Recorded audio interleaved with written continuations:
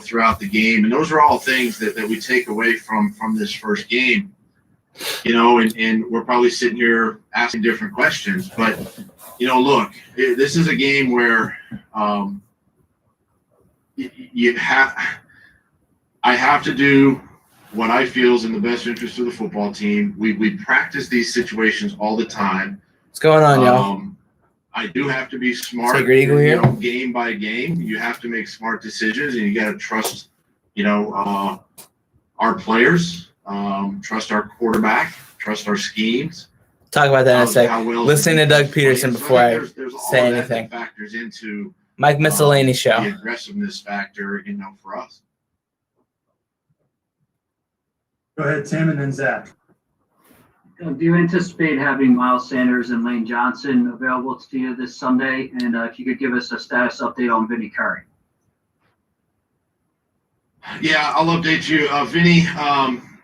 Vinny and Craig James, both significant injuries, are going to miss some time here the next couple of weeks. So don't anticipate either one of those back.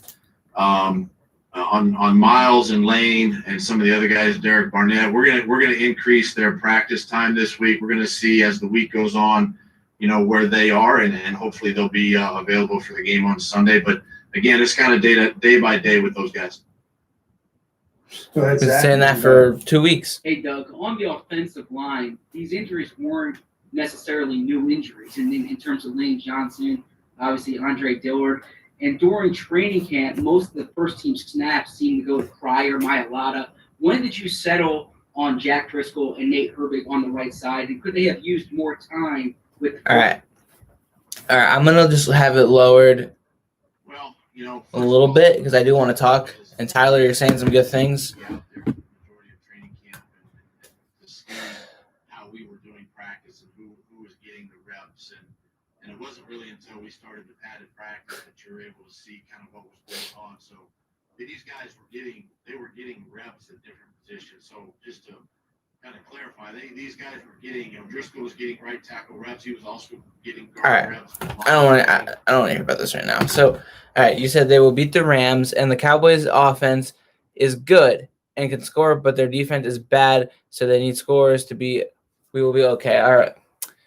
So I wanted to talk a little bit about yesterday, moving forward, because we saw what happened with the Rams. We saw what happened in with the Cowboys game. Lane will be back. Yeah. As far as the injuries go, they're expecting at least Miles Sanders and Lane to be, if anything, game time decisions. Like, they think that they'll be able to play as of right now, but that can change within the next 6 days. So we'll see on that. But I want to talk about Doug Peterson real quick because I wasn't on here for half of the stuff that I was listening to before I just muted it because I don't want to hear him talking about the offensive line. We already know what's wrong with the offensive line and how to fix that. But he was talking about Carson Wentz and the inability for him to throw the ball away and instead hold on to the ball and try to make a play, which led to more sacks. And he was saying that it might sound like a broken record, but we could always train him and continue to coach him to be better. Dude, I saw Nitro Freak post a 40-second video about, hey, Carson, we don't want to hear about you just saying, I got to get better. I'll own up to this. Yeah, you own up to it every single time, but then you don't do better. Do better. That's what we want to see. This is exactly the same thing. I don't want to hear that they will do this. I want them to do it. I want Carson to be smarter. I want the offensive line to be better. I want him to not mention, oh, yeah, we were less aggressive, or we weren't going to be less aggressive. I wanted to do this, which is pass more, because I think that's in the best interest for the team. No, it's not. You're up 17-0. Why are you passing like you're down 35 points? It was a complete idiotic decision on his part, and it put Carson in a very bad situation, very bad situations numerous times when he didn't have to be in those situations. Doesn't matter who your running back is, you have to stay committed to the run. And I watched the Rams game last night, and I saw the way that they were going up against Everson Griffin and DeMarcus Lawrence in that defensive line of the Cowboys, and they were running it on first, second downs, like they just it was just, let's get up to the line, run it, get up to the line, run it. And then whenever they passed the ball, they rolled Jared Goff out, threw a short pass, and let the receiver do something with it. Why aren't the Eagles doing that? Why aren't the Eagles doing that when you have one of the best quarterbacks on the move? You only rolled him out once yesterday. I don't understand it. I really don't. Doesn't make sense to me.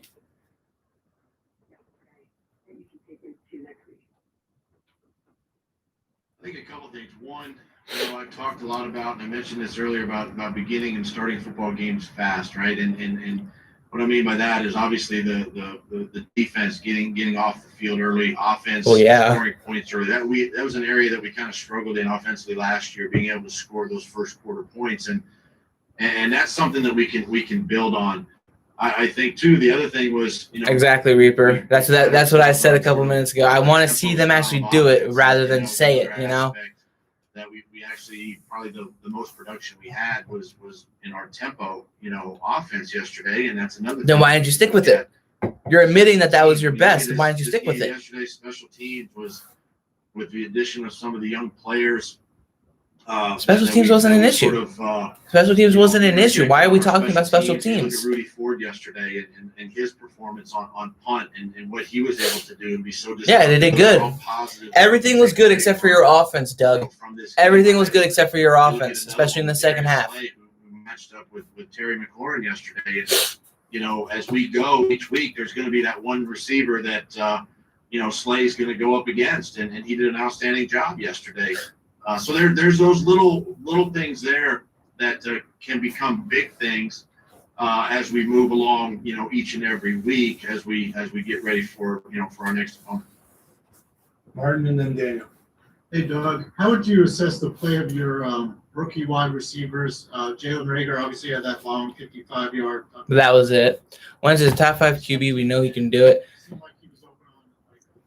Yeah, he just has to get out of his own way, and Doug has to put him in better positions to play.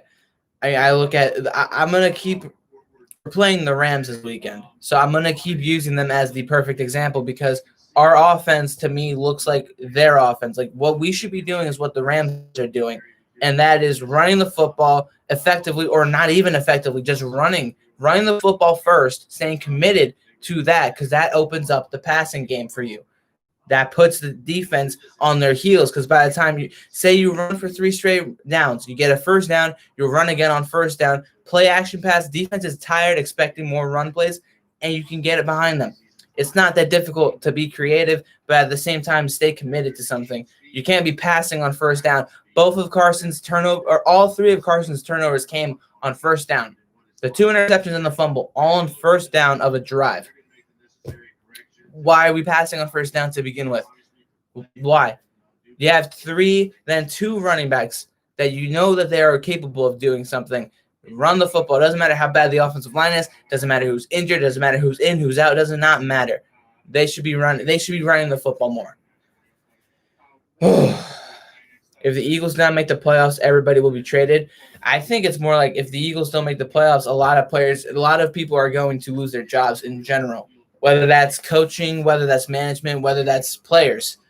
But that's a ways down. I mean, we're still trying to get over what happened yesterday, and we have 15 more games to do that.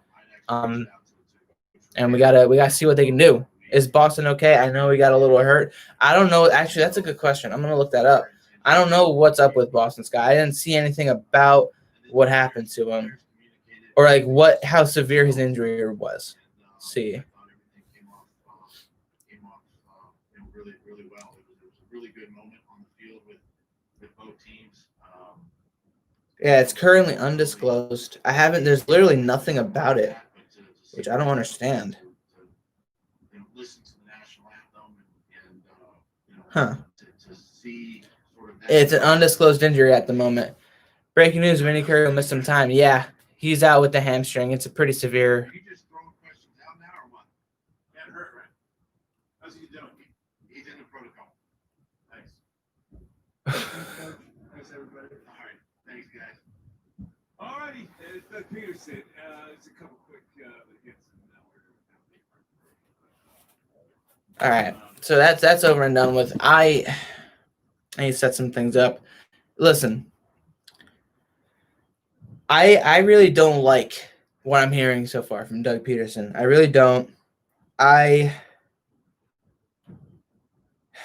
It's an issue. There's something going on with coaching. I don't know if it's because he's trying to do everything and he's just not able to or whatever, but it's not good. I'll tell you that much. It's not good at all. Let me know what your thoughts are real quick because I'm setting some things up and I'm also just listening to what is being spoken of. But yesterday was so embarrassing, very embarrassing. I agree. Very much just not a good game whatsoever. It was not okay. And I don't know why. I don't know why it ended up being as embarrassing as it was. It shouldn't have went the way it went. Yesterday was the worst day of your life. Jeez. I mean, I understand, but goddamn. It definitely felt that way though. Like the more we who do I want to get for the right side of the offensive line? I want Lane Johnson back. I feel like you can plug in anybody at right guard, but if you have left tackle Lane or right tackle Lane Johnson, you should be able to manage. That's my opinion, though. Like truly, like I don't get. Well, it's not that I don't get. I just feel once Lane Johnson comes back, that off the offensive line will be a little bit better by far. But there's a lot of issues, man. It's so hard to talk about it. I'm here to talk for like an hour-ish, and I just need some more time to vent, you know? The O-line, yeah, it definitely did. It was definitely a big part in why we lost. O-line effed up hard. I don't really would say it, but it was once fault at all. It was bullshit. Oh, I mean, as much as I will agree that the offensive line was to blame, Carson Wentz threw some really bad passes and made some bad decisions when he had time. And when he didn't have time, it's just you just got to get rid of the ball. You just have to get rid of the ball. I don't understand why he wanted to make so many plays out of nothing. I really don't get it. But you know what? Whatever. Let's just keep talking about it, right?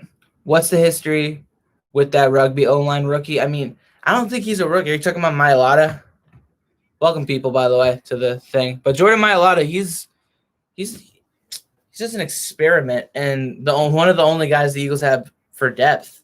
And I don't know. I there's so much wrong. Why is JJ Arcega-Whiteside here?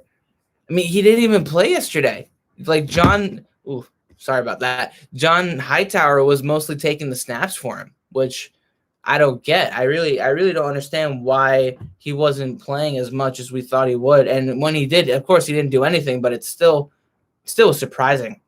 It was still really surprising. But like the biggest things moving forward, Carson Wentz has got to make better decisions. Doug Peterson has to manage the game a lot better. And of course, injuries, man. One of the commentators, that was one of his first football snaps, but he's not a rookie. He's been in the league he's been with us for a while, like a couple of years. He's not a rookie as far as being in the NFL, but he was a rookie as far as game time goes. Let me look him up. Jordan Mailata, however the hell you spell his name, I don't really care. Yeah, he's been with the Eagles since 2018. He's a 7th round pick from 2018, and he's been with us for 2 years. So yeah, he was a rugby player for Australia. And he migrated over here and started to experiment with football. The Eagles gave him a chance. He's been on practice squad after practice squad after practice squad. Before this year, injuries were very apparent, and we needed to bring him up. I didn't expect him to make the 53-man roster, but with injuries, I mean, at the end of the day, it didn't surprise me. Literally could have jumped over everyone on a high point passes. Yeah. Look at 2016 when Lane don't play. True, exactly. Yeah, 2016. I remember we were 3-0 with Lane Johnson, and that was pending his suspension. It was a 10-game suspension, and for the rest of that time, I think we went like 3-7, maybe 2-8 in that time. Either way, we ended up 5-8, 5-9, I think, and then we won those last 2 games, and we went 7-9. It was bad. It was really bad. We did bad. We did terribly without him, but it wasn't like the entire offensive line was gone. What's going on, Big D? How you doing? How you doing after yesterday, man? I know it's tough. I'm gonna lock my chair so it doesn't move too much and make noise. This chair makes so much noise. I was moving around a lot yesterday, and it was just squeaking so much. There it goes. It's a newer chair, and it squeaks so much, but still trying to get over yesterday. Not gonna be able to, but you know. Trying to manage as best as I can. It's tough. It's tough. You're disgusted. I feel you. I really do. I'm just hopping on here to talk for a little bit. I do plan to actually stream my reaction to the Giants game later tonight. But I'm here to talk about the Eagles and the Cowboys game because we're playing the Rams as well. So I feel like Eagles versus Washington and Cowboys versus Rams, those are going to be the 2 things I'm talking about. And I'm mostly just winging it like I always do. Just one take, you know that. Carson and Doug get most of the win by far. By far. Like, I wouldn't even say it's even 50-50 Carson and Wentz and then the rest of the team. It's more like 70% Carson and Doug and then 30% everything else. And maybe not even that because I'm not upset with the defense for what they did. I mean, the 3 times that the Redskins scored, we started off our drive with a turnover, and they had to go right back out onto the field. So I can't look at them and say that it was their fault that they ended up scoring on our defense because it wasn't. It really wasn't. They did their jobs. The bodyguard was getting bullied yesterday. Well, he did better than the newbies, that's for sure. The whole offensive line was getting bullied, though. Like, I think the only person that really didn't do that bad, I think, was Isaac Seumalo. Everybody else didn't do that bad. Cowboy X Factor. You're disgusted as well on Coach Mike. Yeah, I'm not going to lie. Because I'm talking about that game too, mostly for the Rams, but Cowboys, and I got to make fun of you guys. It felt like Jason Garrett never left. And I don't like saying that because Mike McCarthy is actually a good coach, but like on 4th down and like 3, you have like, 2 minutes left, 2.5 minutes left to tie up the game, and you're not going to kick the field goal. Like, I don't even know if Doug would have gone for it. And if he did, he would have at least thrown the football to somebody past the yard marker. I mean, still. That's funny, though. Zach Ertz can't say he wants an extension and then go drop a 4th down conversion. That's also very true. I pointed that out like big time yesterday because that was very terrible. There's a bug. And my freaking, what are you doing, you stupid bug? Okay. Sorry about that. I think I'm on the fence about Wentz. This is his 5th year, and he still can't throw the ball away and take an unnecessary. Yeah.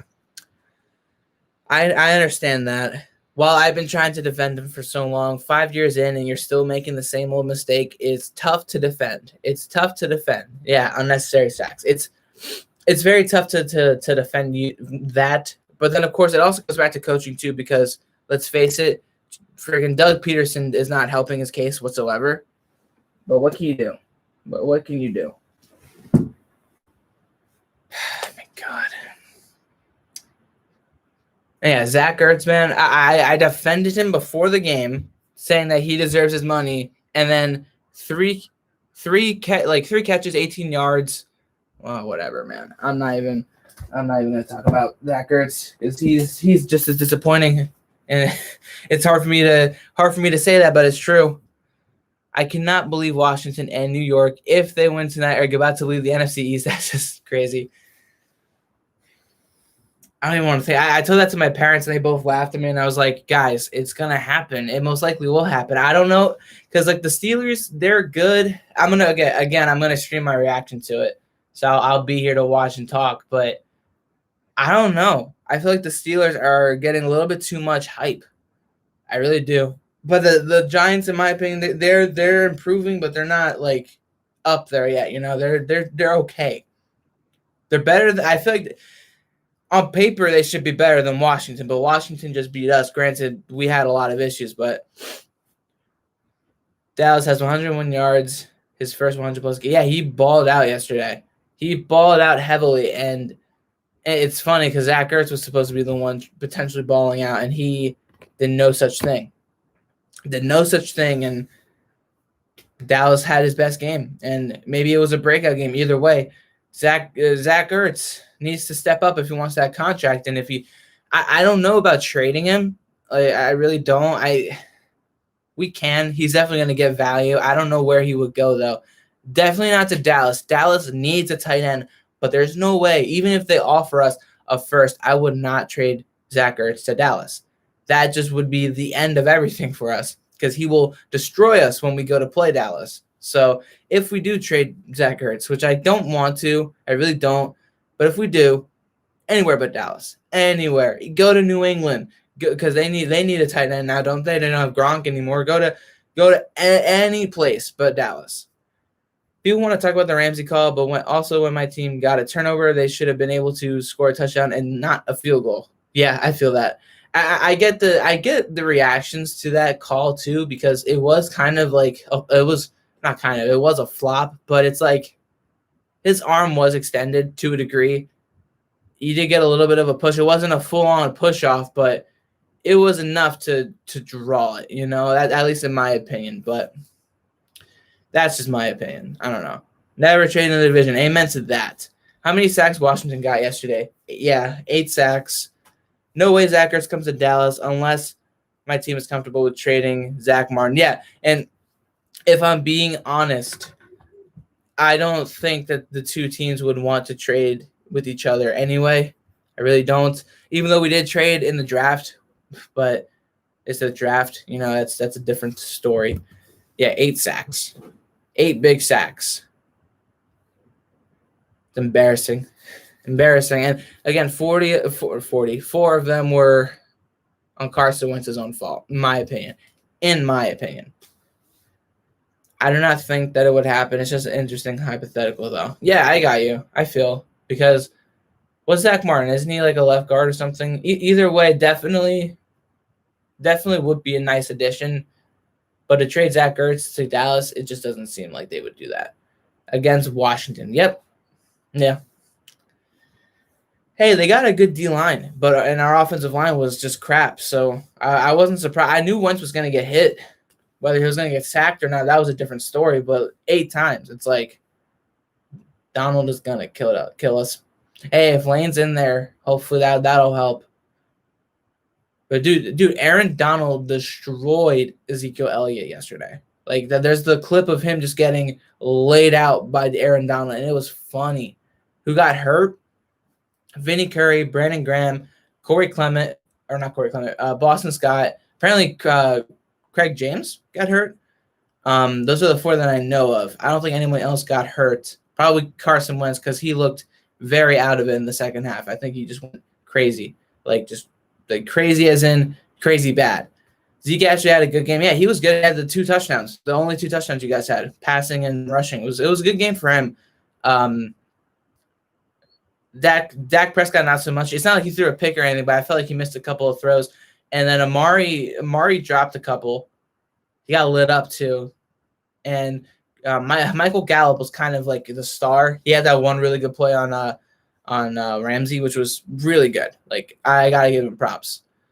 It was a good play. Jalen Ramsey, I don't think he's worthy of all the money that he's getting, but there's a freaking fly in here. What the heck? Sorry. Get out. Stop it. Talking here. God. Did I see the Bears game? Yeah, I was watching it after the Eagles. Freaking the running back for the Bears dropped the game-winning touchdown, and then they couldn't get the touchdown after that. It was over. It was like, wow, that's crazy. And I had the Lions to freaking win, and I lost because the Bears, Mitchell Trubisky decided to turn it up in the second quarter or in the second half. And unbelievable. Good for him though, I guess, but bad for Nick Foles.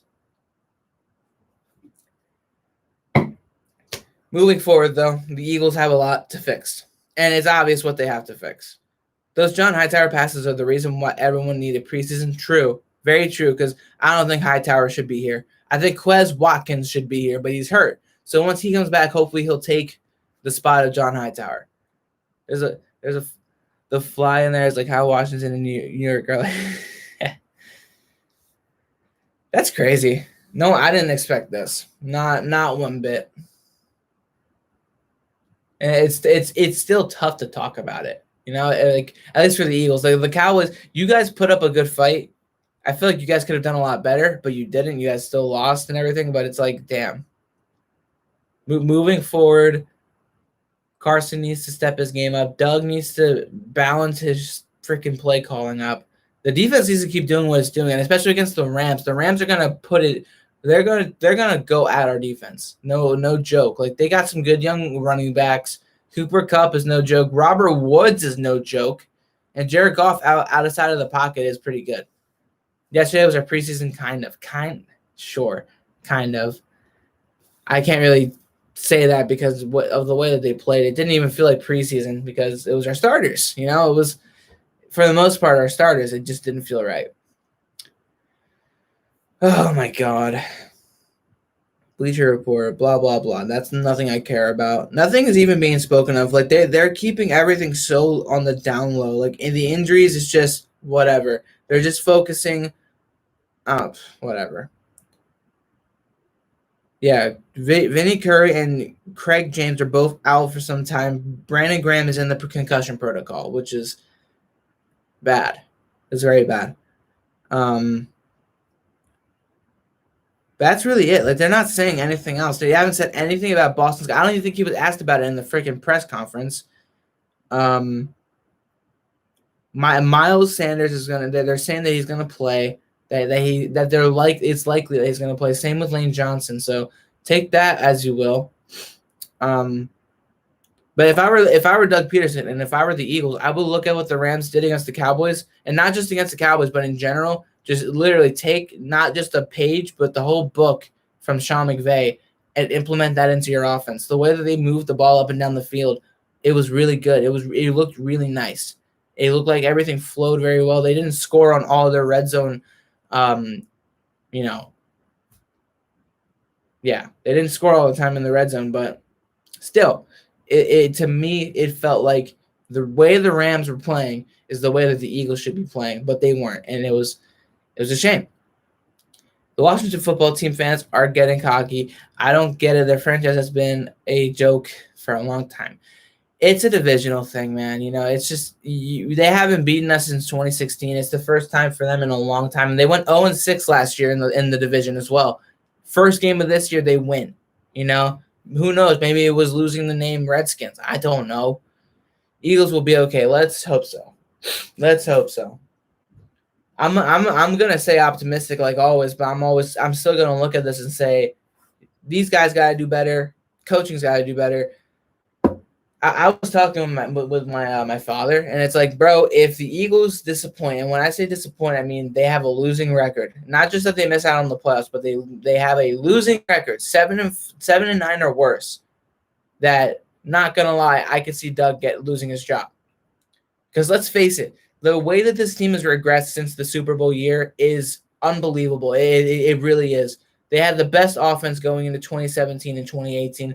The offense went downhill very quickly. Injuries were worse than ever. And then last year, the offense was way worse out of the gate, and the injuries kept piling up.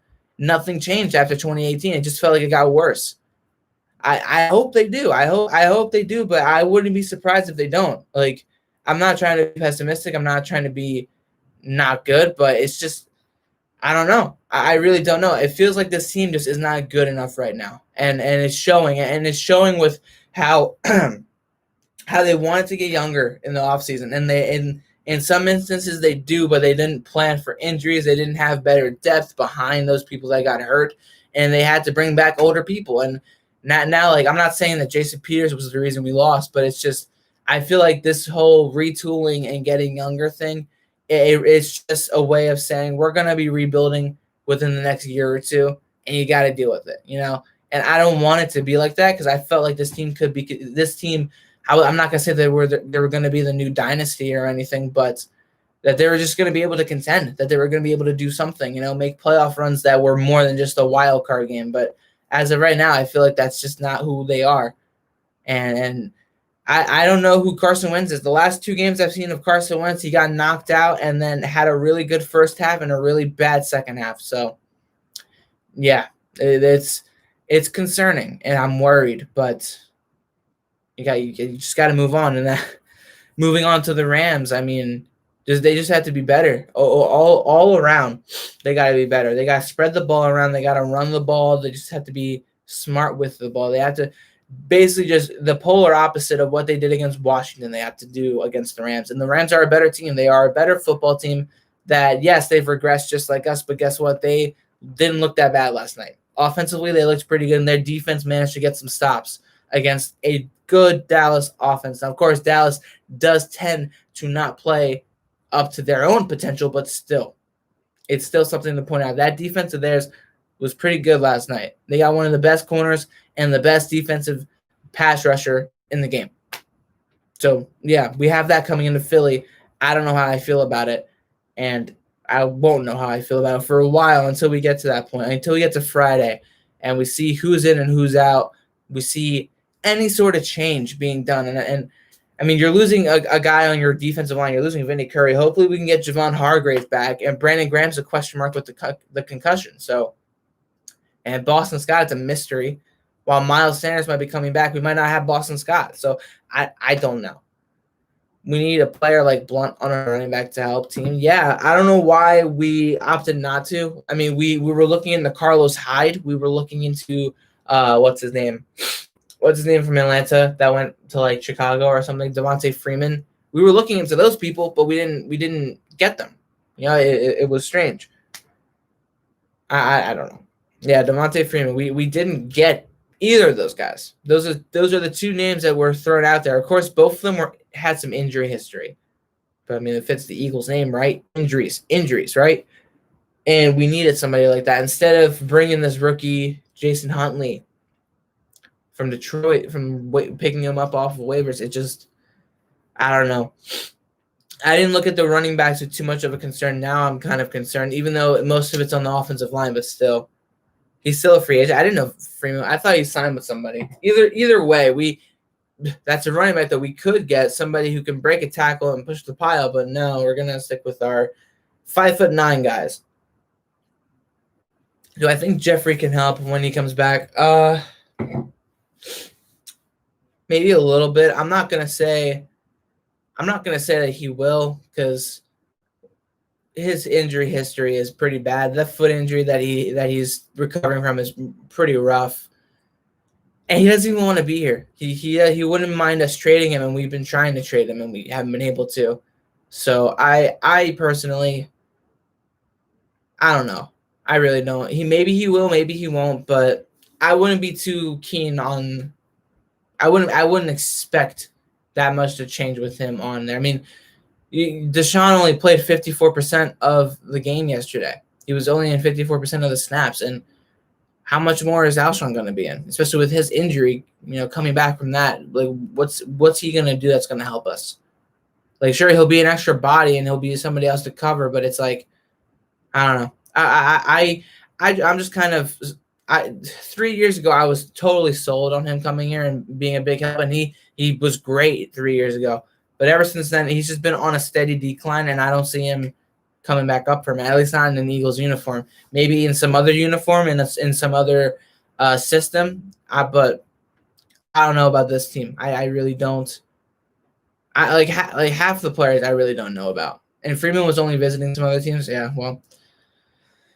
Surprise, surprise, the Eagles don't get him. That's the Eagles' way, I guess. It's a shame. It's a shame that this is how we're starting off our season, though. Like, it's just disappointing. That's all I can say. It's just very disappointing.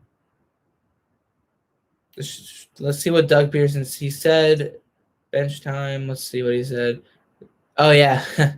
So they asked about Deshaun Jackson and why he didn't play more than 55% of the snaps, and he said obviously he's a big part of our offense, but at the same time we want to make sure that he's a healthy guy and fresh for us down the long haul. I think each week I would anticipate his rep count to increase as we go. We are going to be smart with him, but we also know that he's an explosive receiver for us, and we want to get him out on the field as much as possible moving forward. I don't understand that logic. Like, I mean, I get trying to keep him healthy, but it's like, could use all the help that we can get. It's just, I don't get it. Can I play right guard? You? Why? What is that supposed to? Clearly not. I'm no football player. But Deshaun Jackson, man, I don't know. That whole game yesterday just has me in a I don't even know. We need Lane Johnson. You can tell Lane Johnson's Carson Wentz is playing side. Yeah. Getting him back is like the biggest thing.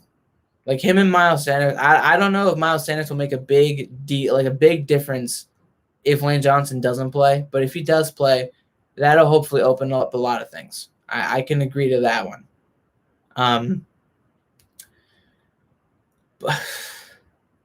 It's like you. I don't know, man. Like I'm mostly just worried about the coach and his decision making when it comes to play calling, and then Carson if he can actually throw the ball effectively again. The biggest concern is the O-line. Fix that, and we will be fine. But we'll see. Why didn't they move Carson Wentz out of the pocket? That's what I've been saying. I don't get why we didn't decide to roll him out. Like I watched Jared Goff slinging the ball, cross body, moving to his right, moving to his left. Every single pass play was nearly a bootleg or some sort of roll out of the pocket type of play. And why didn't the Eagles do that? Like, why can't they do that with somebody who's really good at doing that instead of having only to do that when he's improvising? Like, I don't understand it. Been out for at least 4 weeks. Yep, that doesn't surprise me. Not at all. He could barely walk by himself yesterday. Like I saw he was in pain, like bad pain, like not like I broke a ligament or something. Maybe he tore his hamstring, but he was in pain, and you could tell, you could see it, and it's not good. Sean Jackson isn't going anywhere. Quez Watkins said, "Yeah, I want to see Quez Watkins. I really do, but he's still on IR. He won't be here until week 4 because of his injury. Do short passes and let them run, not all the deep passes. You don't have to do the deep passes all the time. You can beat these corners with speed going up the middle. You don't have to sling it down the field 50, 60 yards. You can just throw it 15 yards up the middle and let him break a tackle, get loose in the middle of the field. Do something like that, Be more creative and don't just try to sling it down the field with a vertical or a post or anything. Honestly, a post would be perfect. Like you go up deep and towards the goalpost, that's perfect right up the middle. I mean, John Hightower looked like a rookie, but Rager is the future. Yeah. Rager looked fine. I mean, he only had 1 catch, but with that catch alone definitely gave me something, for sure. I cut Deshaun Jackson if I could when Watkins come back. Can't help the club if you're always in the – yeah, I don't think they can cut him because I don't know how big of because his contract, it's not like he has a huge contract, but that'll be a hit to the cap. It's not the same with, it's not like nearly the same as Alshon and his cap hit, but I think they're gonna ride Deshaun out and see what the other guys can do. If they're doing better, they're probably just gonna keep playing the young guys. But Deshaun Jackson coming in every now and then, what he's gonna get, and if he's rolling, then it's better to have him in there than a guy like John Hightower, who's clearly a rookie that doesn't really perform up to par. So I'm sick of Deshaun Jackson gipping and lipping or after every play. He wasn't hurt. He wasn't hurt yesterday. He literally said that they were managing him. Like he was staying there with his helmet on the plays that he wasn't there. And if if anything, if he wasn't feeling good, he was probably cramping, which is normal. A lot of people were cramping yesterday because it's week 1 during coronavirus pandemic season. So it wouldn't surprise me if he was having a couple of cramps, like everybody, especially if somebody who has to run like him, run as fast as he does, wouldn't surprise me. He wasn't hurt. He wasn't limping. He wasn't gimping. He wasn't doing anything. He was there when he was called upon. And as Doug said, and maybe they'll incorporate him more and more as the season goes on. But still, I'd rather see him in there as much as possible than 54% of the time, especially when your wide receivers outside of Greg Ward, specifically on 3rd downs, and Jalen Rager once every other play for 55 yards. Marquise Goodwin might want to come back. He looked upset. I would hope so. Honestly, he would be a big help at this point. I mean, granted, he is an injured player. He's had that big injury history, but him on the field would be a big help. His presence alone would definitely help. They definitely tried way too hard to hit the home run plays. They for sure, and that's where I was getting at. It was just they instead of running the football, they were focused on trying to hit Deshaun or Jalen deep 50, 60 yards. I don't understand why. Like, I get you want to show off your speed, but it's like you can't just show it off. You have to be creative. Look at the Chiefs. They weren't hitting 50, 60-yard bombs. The one that they did hit was called back for a hold or a pass interference or whatever it was. They don't do that, despite them having one of the fastest rosters. Neither do the Ravens. When it's there, but they do other things, and that's what the Eagles need to learn. That's what Doug needs to learn as a play caller, that you have to be creative and then you have to balance out your offense. You can't just do one thing until it works, and if it works, stick with it. You can't. You have to be creative. You have to be smart with what you're doing. He wasn't like that at all, and he was putting his quarterback into positions where he's already getting hit enough. He's missing his throws. Oh, look at that. Interception, a near pick six. They're right back in the game. Oh, first down, we're going to drop back. He's rushed. He fumbles. Like, you can't be putting him in those situations and trying to let these long plays develop while he's in the pocket. You have to run him out of the pocket or hand the ball off. Don't have to be passing every freaking game. 42 pass attempts yesterday. I don't get why we're trying to throw Carson, make him throw 42 times or more than that. He's never going to win doing that. He doesn't ever win throwing more than 39 times. That's a fact. We've seen that in the past. The fact that they had a week to game plan for week one, and that's the plan they came up with, yeah. Lane Johnson would shut down Chase Young if he plays. I don't know about shut him down, but he definitely would have been a bigger help than Nate Herbig and Jordan Mailata and Jack Driscoll, one of which Jack Driscoll got hurt. Can Goodwin come back, or is it too late? I don't know. I don't know how that works. I'm going to look that up, actually. Can a player – I have no idea how that works. Can a player come back from COVID opt out? I don't know if he's out for the season indefinitely, because that players who opt out of the season are paid $150,000, which is labeled a salary advance and will be paid back, while high-risk players will have more detailed processes. Players who opt out due to increased risk of COVID can only claim medical, blah, blah, blah. It doesn't say anything specific. The NFL says 2 exceptions for how players can opt out. Yeah, it doesn't say anything about them coming back from being opted out, which is a shame. Yeah, it doesn't look like it. I think he's gone for the year based off of that. If Ryan Kerrigan played the Eagles every week, he'd be a first ballot Hall of Famer. Every year he kills us. Yep, I saw that tweet. I saw that exact same tweet earlier. Holy crap, my computer is like freaking going crazy with that fan. Here's what I don't get. Why does every year Doug Peterson have to be reminded how to run the ball? Because he's a quarterback and he likes to pass the football more than run it. And he doesn't think logically. He thinks with what he believes is the better thing to do, what he feels is good to do. He mentioned that. He said that he feels whatever feels good to him, he's going to do. So 4 verticals, 24/7, that feels good to me. No screen passes twice and then to completely abandon them when they don't execute, that feels good to me. Not running the football, that feels perfect to me. That's his brain. That's his logic. I don't get it. No one gets it. But what can we do about it? I do believe you will see a different team next week. That performance was an eye-opener. Yes, I hope so as well, but only time will tell. And especially if we get people back, things can be different, but it's tough to really say that it's going to be any different until we see it. I think Carson Wentz's Jalen Reagor connection going to be lethal. If they can actually get that together, yeah. Frank Reich was a quarterback also, and he also runs – well, yes, but – Frank Reich is actually smart. We've been seeing it ever since Doug Peterson came into the league. He's never really been a smart play caller. Frank Reich in 2017, I feel like he had more influence on what Doug was calling than anybody else than in the past couple of years. And Mike Groh was a wide receiver coach. So he definitely wanted to try and throw the football more because he wanted his wide receivers to get the ball more.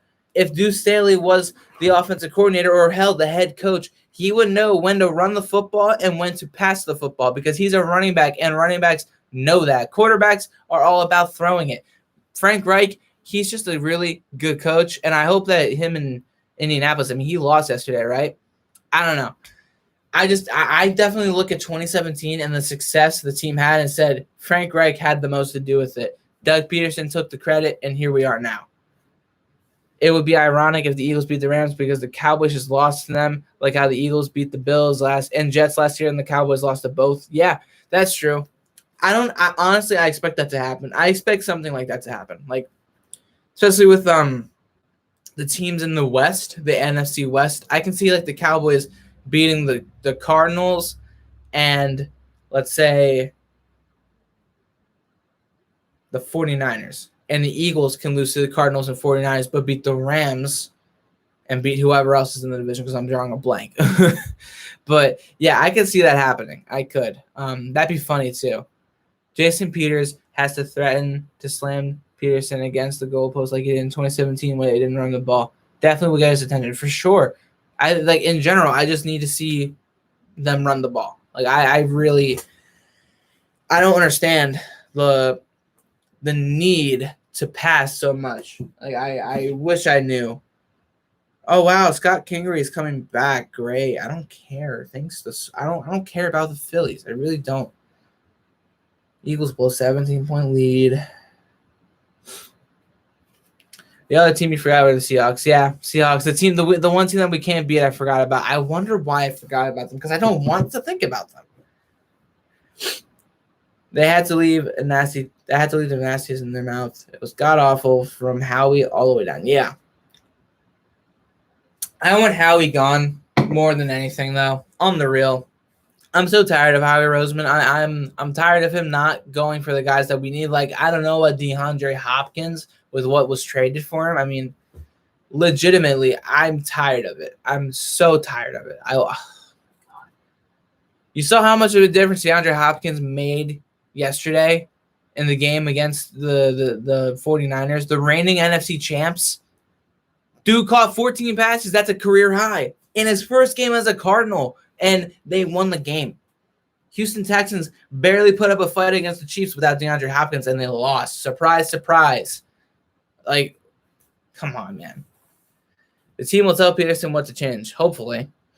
I don't know why, but I hate the I don't hate them. I just hate when they play us because they always beat us. And it's not like one of those things where it's like a rivalry. It's just one of those things where it's just like every time you play them, you know that they're gonna beat us. It's like one of those things. Yeah, you do not want to think about the Saints. They looked good last night, and as I am worried about the Seahawks in Week 3 after the Falcons next week. So it does not get easier from here. No, it doesn't. We both like the Cowboys and the Eagles have tough schedules, and it's mostly because of the teams that we play. Like the NFC South, especially with the Buccaneers the way they are now, and then the NFC West, obviously, those two divisions are stacked. The Cardinals and the Buccaneers improved immensely, and you can see it after Week 1. Like the Buccaneers, yeah, they lost, but outside of the 2 Brady picks, outside of all that, they looked pretty decent against the Saints. It's just that defense is a little sketchy. But Brady moving the ball with everybody, and he has to get used to everybody. It's one of those things, especially with the way that the offseason went this year. I mean, come on. J.J. Arcega-Whiteside sounds like Ben Simmons 2.0. We hear about Simmons outside shooting in the gym, never seen it again. We hear about, well, at least Ben Simmons is still a stud without shooting outside. So at least he can do more than what J.J. Arcega-Whiteside has done for us. J.J. Arcega-Whiteside has done nothing. Ben Simmons alone, especially with the skills that he has, can actually do something for your team and do something good. He's a really good defender, and he's good at making plays and making the people around him better. It's just the Sixers need people who can shoot.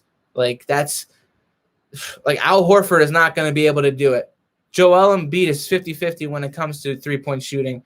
J.J. Arcega-Whiteside has the talent but cannot show it. He really can't. Like, there's a big difference there. Like, I can't defend him. I never wanted to defend him. Like, whatever, man. Whatever with J.J. Arcega-Whiteside. Give me Quez Watkins and I'll be happy. I feel like he'll have more of an impact with his speed and his size more than J.J. Arcega-Whiteside, despite J.J. Arcega-Whiteside's his jump ball ability. But What needs to be fixed the most outside of O-line?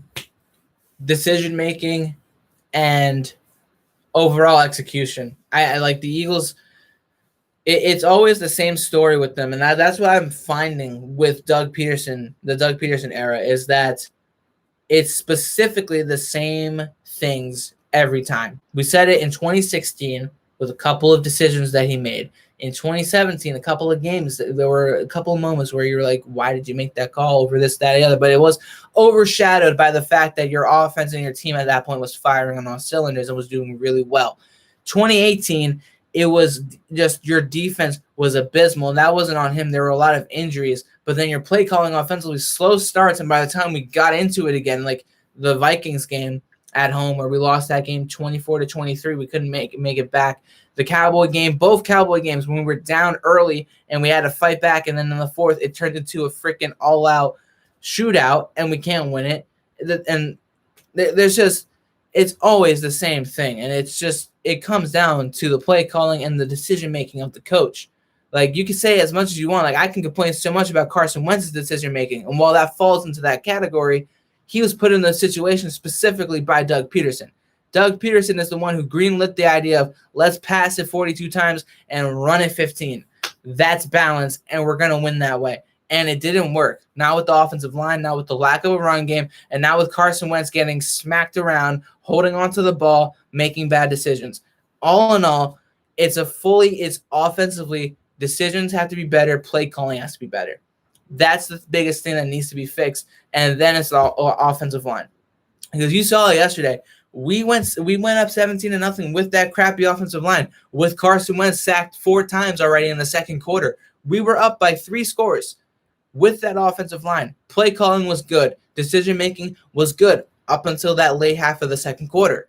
That's when it started going downhill.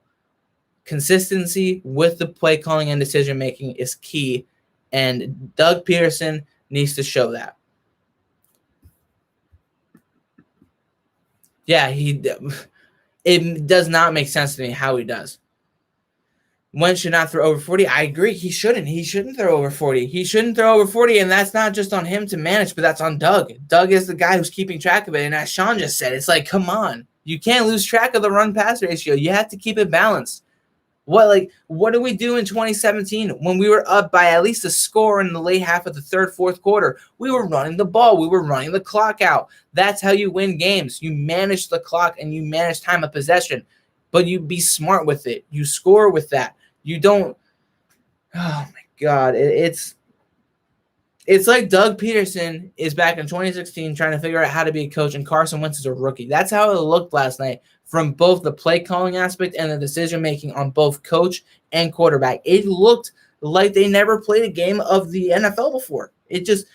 After the first half, it just went so far downhill that I just didn't recognize it. It was that abysmal. It was that bad. It was so bad.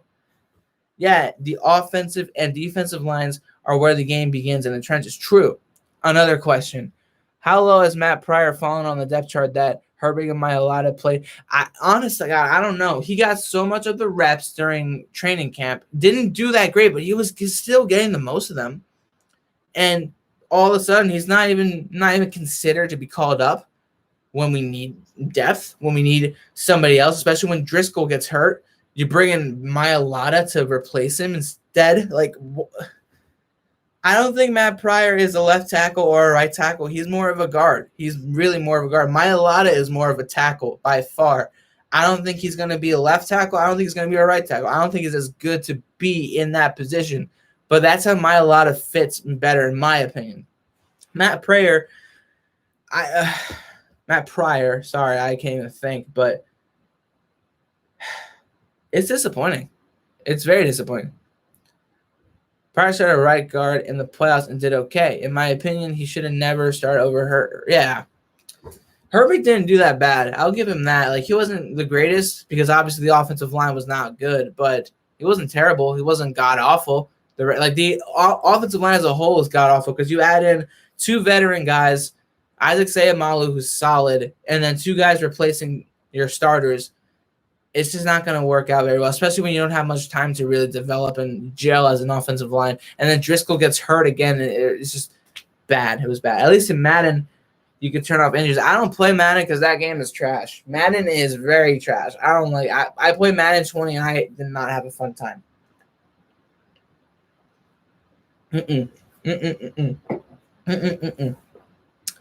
Yeah, too bad you can. I'll give you that. It sucks you can't do that in real life. MLB banning beer baths for 2020. I don't care. The score is whatever. I don't care. Put our 3 tight ends on the right line of we started off the game. Funny, when we were winning and we started off the game winning, guess what we were doing? We had Dallas Goedert and Zach Ertz in a 2 tight end set. And it worked, and we won. We were winning that way. Roseman fixed the O-line, same way Klentak fixed the Phillies bullpen. True. Yeah. Yeah, basically. It's just Band-Aids. It's just very poorly poorly. I can't even speak, dude. I'm just so out of it, man. I'm so upset. Like, it's crazy. Oh my god. But yes, that's a perfect comparison. Roseman and Matt Klentak, the same. They're the same, or at least they're acting like they're the same at this point, which I don't understand how or why, especially 3 years ago when Roseman was looking like a genius. We used to have the best O-line. Yeah, when healthy, if we had Brandon Brooks and Lane Johnson, we'd still have at least a top 5 O-line with or without Andre Dillard or Jason Peters. We would still have at least a really solid O-line. And moving to the Rams, when you're going up against Aaron Donald, you're gonna need to help that O-line out. Like, really, you can't just let them sit back by. I saw some plays where, granted, Corey Clement and Boston Scott missed like a couple of blocks or helped on the wrong defender to block, but dude, I saw some plays where it's just Carson Wentz back there, everyone's out wide, and there's just a bum rush, and 2 linebackers come in. One gets blocked, and the other one is unblocked right to Wentz. I'm watching this play. I'm like, who designed this scheme? Why is our offense not able to pick up the blitz? What happened? Like, who would I draft for O-line next year? I don't know. I don't know anybody's name for freaking O-line. I'll look up. Let me look up the best O-line for 2021. The best offensive lineman for 2021 draft. I don't follow that stuff. Not too much. Oh, there you go. There's a couple of guys here. Jackson Carman from Clemson. Rashad Walker from Penn State. There's a couple of guys. Jalen Mayfield from Michigan. There's a couple of guys. There's a good amount of guys. Jackson Carman from Clemson. You got Abraham Lucas from Washington State. The next year's draft is going to be a good one for offensive linemen, and I would be surprised to see, regardless of where our pick is, that when we are up to pick and we could use an offensive lineman, that we don't get an offensive lineman. Dude, my freaking computer is on fire. Not literally, but non-topics. Rams in uniform. Oh my god! Don't even get me started on the freaking. They were so ugly, bro. They look like they're trying to mimic the Vikings with the blue. The way that blue looks, it doesn't even look like a blue. You know what I mean? It straight up doesn't look blue. It looks purple. I know it's like a royal blue or whatever you want to call it. It looks so highlighted and just so fake. Not to mention that the numbers, like the fabric for the numbers, they're not like woven into the jersey. It looks like a sticker. It looks like a gel sticker that you'd find on some like cheap ass jersey or something. It looks really bad. Like, I hate it. And then the Rams logo by itself is just terrible. I hate it. I hate it so much. I was watching it again. I couldn't look at it half the time. I was like, can we not have the Rams at their own stadium? I don't want to see this. Why couldn't they just kept their old uniforms? Why couldn't they have just kept it? They already changed their uniform to have a white ram instead of the gold ram. Like, why do we have to change them again and have a new design for them? What was the point? And rather their marketing team thought those jerseys were not right. They're trash. They're garbage. It looked like a kid, like some child drew it up. It looked terrible. And they're playing us next week. At least we're not playing at SoFi Stadium. I wouldn't want to play them at SoFi Stadium, that's for sure. Freaking eyelash on my glasses. Get off. Get off of my glasses. Thank you. Jesus Christ. But yeah, those look ugly. I think that fact alone, we should be able to win. No, I'm just kidding. Oh my God, the Chargers. Don't even get me started on the Chargers. The pants did not go with that. They should have been white on white. They should not have had white with this freaking ugly piss yellow. Like it didn't even look like that. Like it was like the dullest yellow ever. And then the freaking helmets were just ugh. Both LA teams have some of the most terrible schemes for a uniform ever. It was bad. It was really bad. I don't like it. I'm glad I'm not a Rams or a fan of the freaking Chargers. Like the Chargers have any fans anyway. They really don't. One of many for Jalen Reagor. Yeah, that's the only highlight from yesterday. Oh, my God. Julio Jones. I wish I had a player like Julio Jones. Side note, football without fans is so bad to watch. I can deal with it. I guess for the most part, it's that they use that like fake audio for mimicking the fans like cheering and booing and stuff. You don't need that. Like baseball was fine without the fans because like it doesn't matter. But yeah, I can understand that. I do miss the fans to a degree, but it's like whatever. Sanders Johnson still day to day. Coach Doug Peterson said Monday that all three players will increase their practice load this week in hopes they'll be ready for week 2 against the Rams. Sanders and Barnett are dealing with hamstring injuries while Johnson is recovering from a minor ankle procedure. Peterson also provided updates for multiple other players who left Sunday's game against Washington, those including defensive end Brandon Graham is in the concussion protocol. Vinny Curry and cornerback Craig James to miss significant time, according to Dave Spedro. Whatever, due to a hamstring. Peterson didn't provide an update on Javon Hargrave's pectoral injury. The recently signed defensive tackle was ruled out for the opener early last week, and they've already lost Andre Dillard and Brandon Brooks, and wide receiver Alshon Jeffrey isn't expected back until the end of December. Great. That's what I'll freaking comment. Great.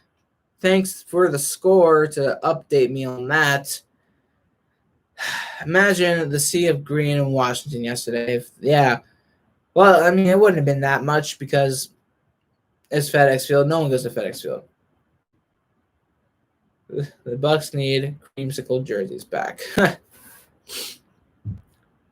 Man, I'm so done with the injuries, man. I don't know what it is with the Eagles and like how they like conditioning and medical staff. Like what has gone wrong with this team ever since the Doug Peterson era? Like the one good thing about Chip Kelly's Eagles and his staff was that you never really saw people getting hurt that much. Like you really didn't, unless it was like legitimately like a concussion or just a bang play that injures a leg or something like that. You never saw injuries in practice. You never saw injuries on like hamstrings, like consistently, never changing. Injuries will stop and they bring back the Chip Kelly smooth. That's what I'm saying, man. Like bring Chip Kelly back, not as maybe as an offense coordinator, but don't take over the whole offense or the GM spot or something. Just like, I don't know, just give us your ways of making sure these players don't get hurt. I don't get it either. I understand. Like, I would understand if it was because, we have not a normal training camp, not a normal anything because of the COVID outbreak. But it's like these injuries have been happening since 2017. There's no denying that it's been consistent. Players are getting hurt year in and year out under this medical staff, under this coaching staff, under this organization for the past 5 years. It doesn't make sense. And then you rewind time even further 7 years ago, and Chip Kelly's making everybody except for Michael Vick look perfectly fine because Michael Vick always had hamstring injuries. And then, of course, Nick Foles fell on his collarbone. You didn't see anybody else get hurt. Mark Sanchez lasted throughout the entire Chip Kelly organization perfectly fine after Rex Ryan destroyed his shoulder. Man, the butt fumble. I'm actually complimenting the butt fumble for staying healthy under Chip Kelly. That's like the only good thing he did for us. But it's just surprising. It's just surprising and it's just shocking. Yeah, definitely. Definitely. It's a shame though. It really is. And it just feels good to continue to talk and complain about it because God damn, it's bad. It's really bad. Yeah, I don't really know. I just don't really know. Maybe we do. I wouldn't mind it. What's he doing now? Did he get fired in college yet? I wonder. I don't know. Is he still the head coach of wherever he is? That'd be funny if he is. Yeah, he is. Of the UCLA Bruins. He's been there. Let's see. Yeah, he's still there. 2018 to present. He's still kicking it. I can't believe he's still the head coach there. What's his record? Let's see. What's his record for them? UCLA finished with 37 record. Their worst record since going that. Next season start 0-3. Blah blah blah. Blah blah blah blah. So he's not doing too great, but he's not doing too bad either. But it's just not that great at all. Like he's struggling still. 1-5. Yeah, he's had a losing record each of his 3 seasons so far, or his two seasons so far, 2018 and 2019. That's rough, bro. It's rough for him, but hey, what can you do? All right, let's see what you guys said. This one in my big time. On to the Rams. The opener is in the rearview mirror for me.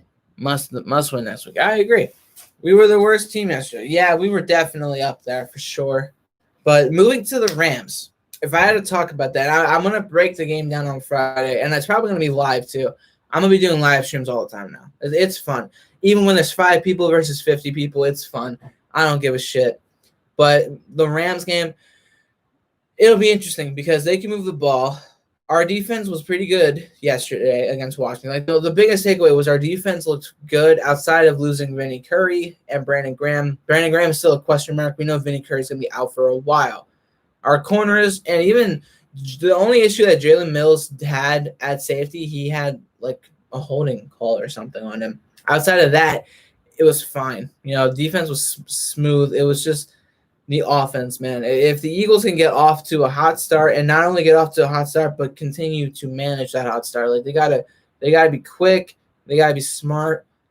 It's a broken record of the past couple of years, just better decision making throughout the entire game. A full 4 quarters of doing what works and not doing the same old stuff that might have worked a minute ago, but then doesn't work the next minute. That's the key. You have to be very creative. You have to keep Wentz from pressure. You have to move, and to do that, you got to get him out of the pocket. You have to do more than just try and let these plays develop. The same old plays with the same old people. You have to be smarter.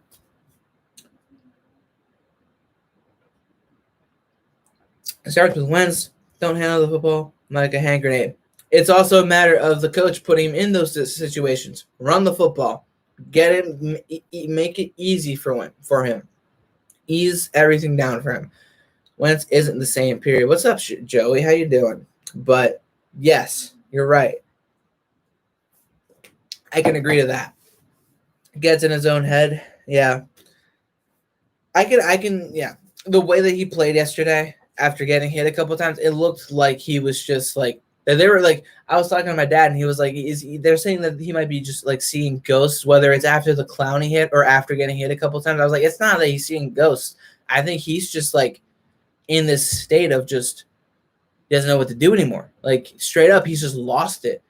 Like he's very inaccurate with passing, and he's not making smart decisions. He's holding onto the ball too long. It's little things that you, as a coach or as a quarterback, that's a vacuum. Sounds very nice. That might be my cue to end this, but yeah, gets in his own head for sure. Perfect way of putting it.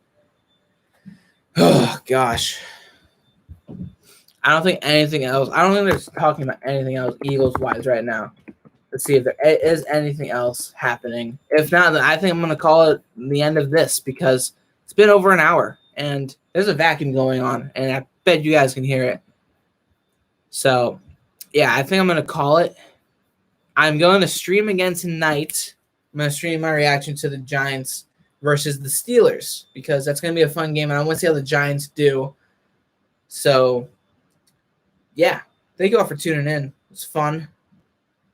It's fun being here. And tune in tonight around the time for the Giants versus Steelers. I'll be streaming then. So thank you all for tuning in. See you all later. Peace out, y'all.